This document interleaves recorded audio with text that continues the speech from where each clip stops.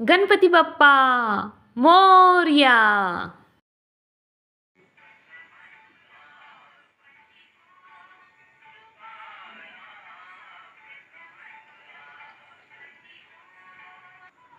Friends, Ganpati Bappa येणार म्हटल्यावर एक वेगळाच उत्साह असतो.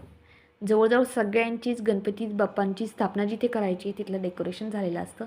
माझं पण झालं होतं. मी छोटंसं ओव्हरलुक सगळ्यांना देते. त्याच्यात सगळ्यात छान असे क्यूट क्यूट मूषकराज होते. त्यांच्याकडे पाहून कळत होतं येस, गणपती बाप्पा येणार आहेत. म्हणजे थोडक्यात गणपती बाप्पांची येण्याची चाहूल लागली होती. कुणी गणपती बाप्पाचे जयघोष करतं आहे, कुणी ढोल वाजवतं आहे, कुणी ताशा वाजवतं आहे, कुणी त्यांचे स्वागतासाठी छत्री घेऊन उभं आहे.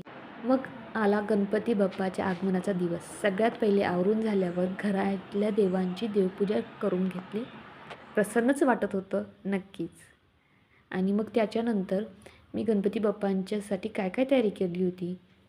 दिवे वगैरे सगळे आदल्या दिवशी धुवून वगैरे ठेवले होते. गणपती बाप्पांचे वस्त्र, फेटा, माळ, परत फूल, हार, दुर्वा, पेढे, किरापत, मोदक, सगळे पूजेला जे काही साहित्य लागणार होते ते सगळं एका ठिकाणी मी आणून ठेवलं होतं. म्हणजे ऐनवेळी गडबड व्हायला नको म्हणून.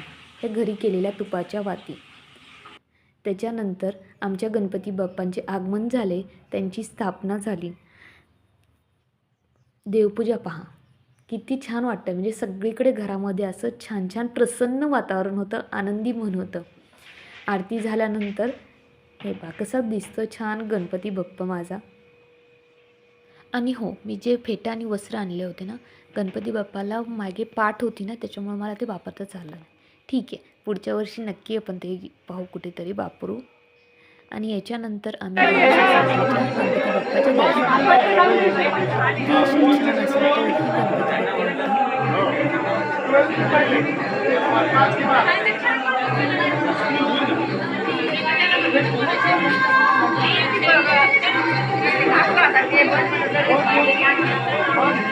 आत्ता होता आमच्या सोसायटीचा गणपती बाप्पा. तशी दिवसभरात गणपती बाप्पाकडे थोड्या थोड्याने चक्कर होतेच. पण झोपताना एकदा गणपती बाप्पाचे दर्शन घेतलं आणि बघा किती छान वाटतं, किती प्रसन्न वाटतं आहे. तर फ्रेंड्स, आजचा व्हिडिओ कसा वाटला? आवडला असेल तर नक्की लाईक करा, सबस्क्राईब करा आणि हां, शेअर करायला विसरू नका. बाय.